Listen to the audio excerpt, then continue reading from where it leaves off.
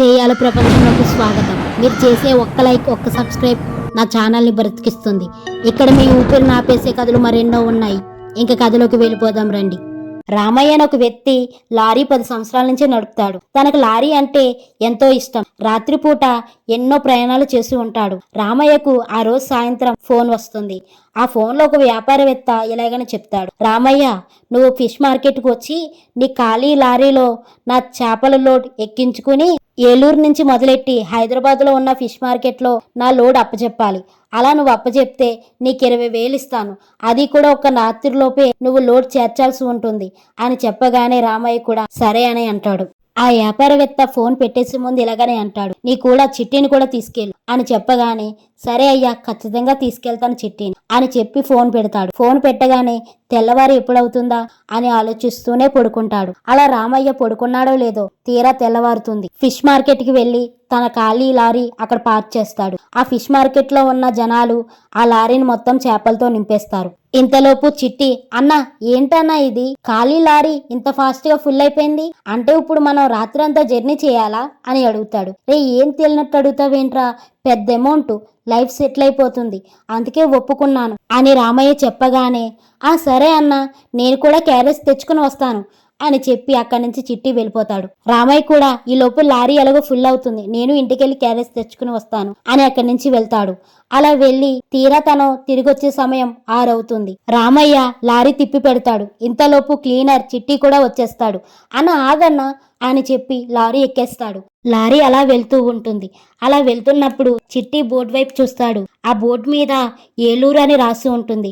అన్నయ్య, మన ప్రయాణం మొదలైంది ఇక్కడి నుంచి, రాత్రంతా మనకి మంచి ఫన్ ఉండాలి, రేడియోలో మంచి పాటలు ఇట్టన్నా అని చెప్పగానే రామయ్య, నీకు నచ్చింది పెట్టుకోరా, నన్ను డిస్టర్బ్ చేయకు, డ్రైవింగ్ లో ఉన్నా కదా, ఫోకస్ మొత్తం రోడ్ మీదే ఉండాలి అని చెప్పి లారీ నడుపుతూ ఉన్నాడు. అలా సమయం 7 అయ్యింది. చుట్టూ చీకటి.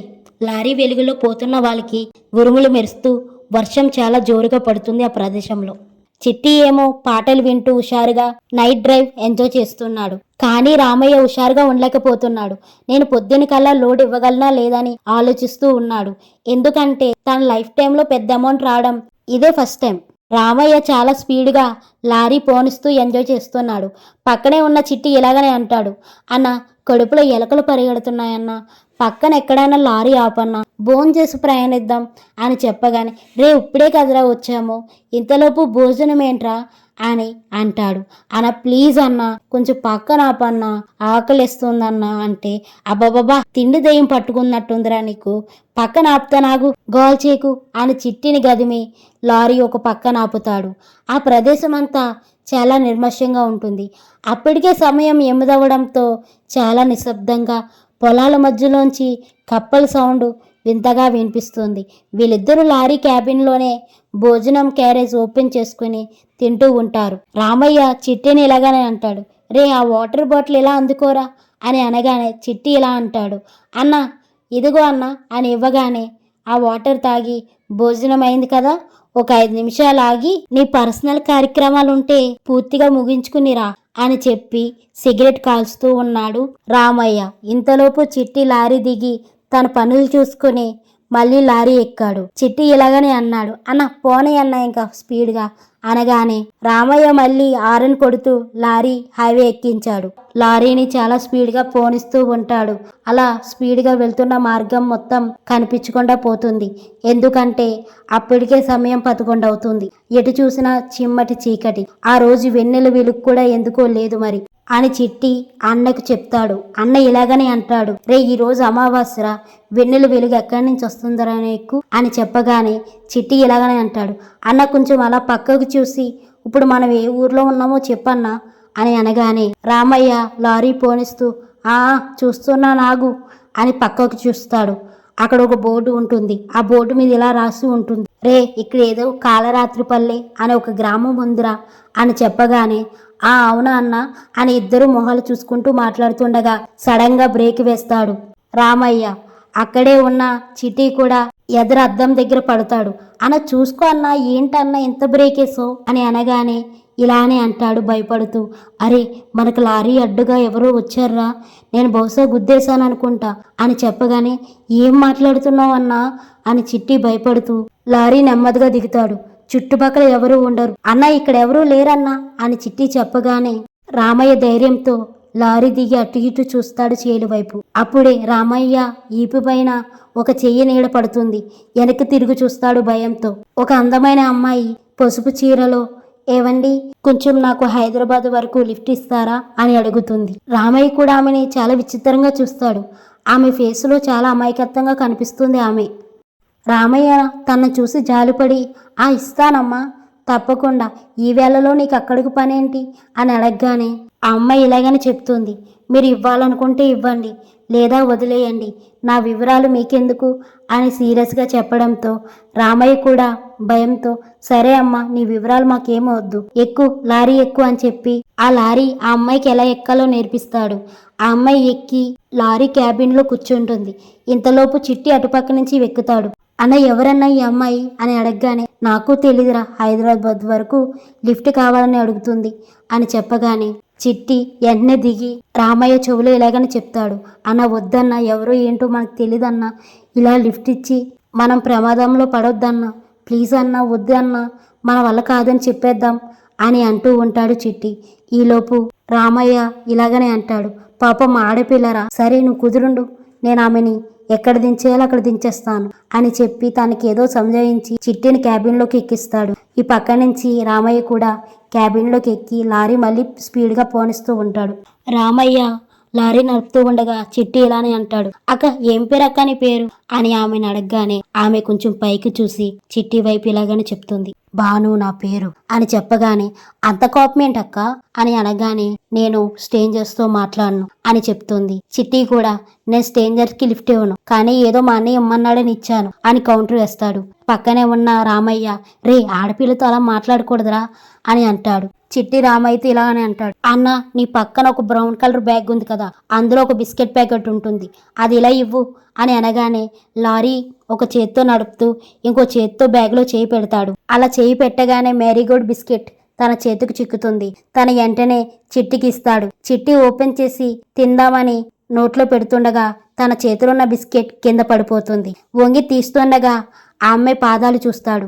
అంతే, చిట్టికి టెన్షన్ మొదలైంది. ఎందుకంటే ఆమె పాదాలు రివర్స్లో ఉన్నాయి. అది చూసిన చిట్టి గుండె వేగం గట్టిగా కొట్టుకుంటుంది. చిట్టి భయపడుతూ, అన్న నీకోటి చెప్పాలి అని అంటున్నాడు. ఎంత సైకిల్ చేసినా రామయ్య చిట్టిని పట్టించుకోకుండా డ్రైవ్ చేస్తున్నాడు. ఇంకా చిట్టి ఆమె కాలు వంకు చూడగానే ఆమె కాలు పక్కన రక్తం మరకలు కనిపించాయి. అది చూసిన చిట్టి గుండె ఆగినంత పని అయింది. చిట్టి భయపడుతూ ఆ అమ్మాయిని చూశాడు. ఆ అమ్మాయి కూడా ఏదో వింతగా చూసి నవ్వుతుంది తన్ని. ఇక చిట్టికి చెమటలు పట్టాయి. ఇలా కాదు, అద్దంలో దెయ్యాలు నిజ స్వరూపం కనిపిస్తుంది కదా అని చిట్టి అద్దంలోకి చూశాడు.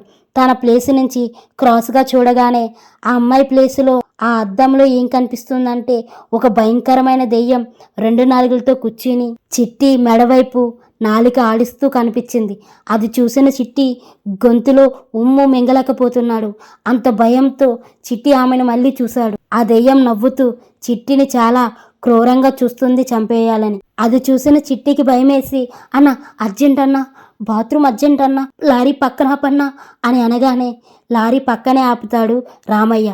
ఏంట్రా నీ నసా అని అనగానే, అన్న దిగన్నా, తోడురా అన్న, ప్లీజ్ అన్నా అని అనగానే, ఏమైందిరా నీకు, తోడడుగుతున్నావు నన్ను ఈరోజు ఎప్పుడు లేంది అని అనగానే, అన్న ప్లీజ్ అన్న, రా అన్న అని తన పక్కన ఉన్న అన్నను లాక్కి వెళ్ళిపోతాడు. అలా తోటలోకి తీసుకెళ్ళి, అన్న మన పక్కన కూర్చున్న అమ్మాయి మనిషి కదన్నా, ఒక భయంకరమైన దెయ్యం, నేను అద్దంలో దాని రూపం చూశాను, చాలా భయంకరంగా ఉంది, చాలా క్రూరంగా ఉంది, తను మనం చంపేస్తుందన్నా అని చెప్తూ ఉండగా అప్పుడే లారీ హారన్ వినిపిస్తుంది.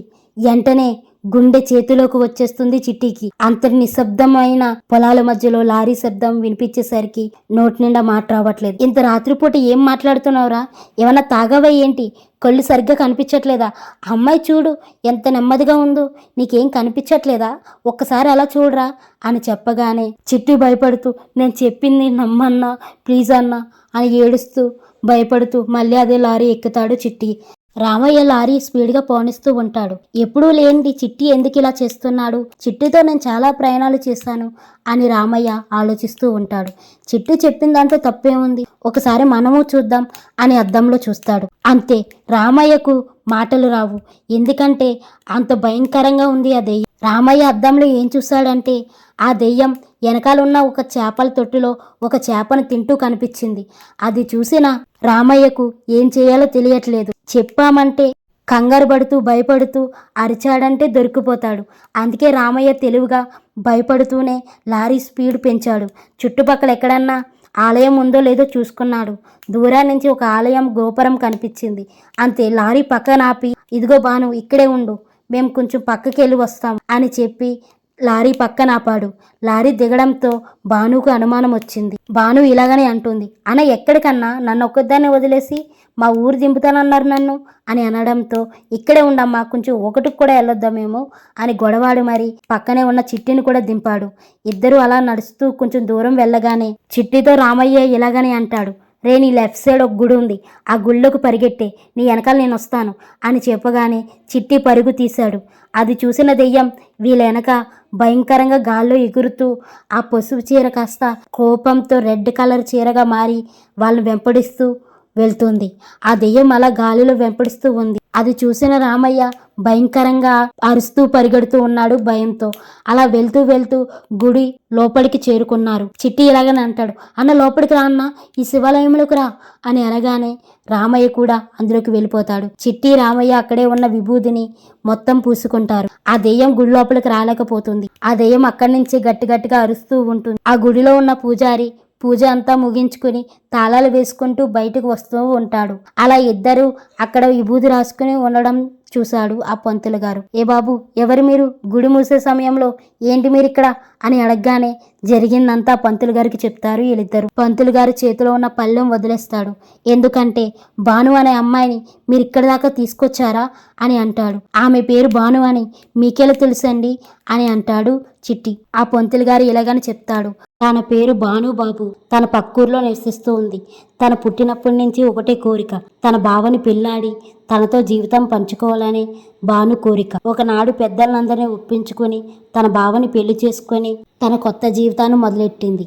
కానీ ఆ రోజు రాత్రి తన బావ ఇంటికి రాకపోవడంతో తను వెతుక్కుంటూ భాను మొత్తం తిరుగుతూ ఉండగా ఒక లారీ అతను చీకట్లో చూసుకోకుండా భాను పైనుంచి పోనిచ్చాడు. స్పాట్లో భాను చనిపోవడంతో తన బావ వచ్చేసరికి భాను ఊపిరి వదిలేసింది. తన బావను ఆఖరి చూపు కూడా చూసుకోకుండా చనిపోవడంతో తన ఆత్మ ఇక్కడే గాలిలో తిరుగుతూ ఉంటుంది. అర్ధరాత్రి పూట ఎవరైనా లారీ వేసుకుని వస్తే వాళ్ళని పీడించుకుని తింటుంది. అంతకన్నా వాళ్ళ చెడ్డ వాళ్ళైతే వాళ్ళ ప్రాణాలు కూడా తీస్తుంది భాను అని చెప్పగానే చిట్టి భయపడిపోతాడు. అప్పుడే గుడి బయట నుంచి ఏవో అరుపులు వినిపిస్తాయి. వాళ్ళు బయటికి వెళ్ళి చూడగా ఆ దెయ్యం అక్కడెక్కడే నవ్వుతూ గట్టిగా అరుస్తూ ఉంటుంది. మిమ్మల్ని నేను వదలను అని అరవడంతో అక్కడే ఉన్న పంతులు గారు ఆ శివాలయంలో ఉన్న విభూతిని తీసుకొచ్చి పళ్ళెంతోనే తన మొహాన్ని కొడతాడు. ఆ విభూది ఆ దెయ్యం మీద పడడంతో అగ్ని లాంటి చురకలు వచ్చి తన ఆకారాన్ని గాల్లో చెరిపిస్తుంది. నా ఆత్మకి శాంతి లేదు అని గట్టిగా అరుస్తుంది. తను అక్కడి నుంచి మాయమైపోవడంతో ఆ విభూది నేలపాలవుతుంది. అక్కడికి చిట్టి వెళ్ళి చూడగా ఆ బూడిదలో ఒక మంగళసూత్రం దొరుకుతుంది. ఆ మంగళసూత్రం పంతులు గారికి చూపించగా తన భర్త ఇక్కడే ఉంటాడని తన అడ్రస్ ఇవ్వగానే అక్కడే ఉన్న రామయ్య చిట్టి కూడా తెల్లవారవగానే తన భర్తకి అందచేస్తారు. తన భర్త అది అట్టుకొని ఏడుస్తూ ఉంటాడు. భానుని గుర్తు తెచ్చుకుని మరీ ఏడుస్తూ ఉంటాడు. తన భర్త నుంచి వచ్చిన 2 కన్నీరు పట్టులు ఆ తాళి మీద పడగానే ఆ తాళి కూడా మాయమైపోతుంది. ఈ లెక్కన భాను ఆత్మ శాంతి ఇచ్చిందని మనం కోరుకుంటున్నాం. చిట్టి రామయ్య కూడా హైదరాబాద్ బయలుదేరుతారు. ఇంకా అక్కడే ఉన్న హైదరాబాద్ ఫిష్ మార్కెట్లో లోడ్ అప్పచెప్పి తిరిగి లోడ్ ఇచ్చి వస్తుండగా మార్గంలో ఉన్న అసలు గుడి ఎక్కడా కనిపించదు. రాత్రంతా ఆశ్రయం పొందిన శివుడి గుడి ఆ చుట్టుపక్కల ఎక్కడా ఉండదు. ఇది ఆ శివుడు మహిమ లేకపోతే ఆ దెయ్యం మాయ? మీకు తెలిస్తే కామెంట్ చేయండి. మళ్ళీ మరో కొత్త కథతో మీ ముందుకు వస్తాను. ఇక్కడ మీ ఊపిరిని ఆపేసే కథలు మరెన్నో ఉన్నాయి. మీరు చేసే ఒక్క లైక్, ఒక్క సబ్స్క్రైబ్ వల్ల మన కథలకు చాలా సహాయపడుతుంది.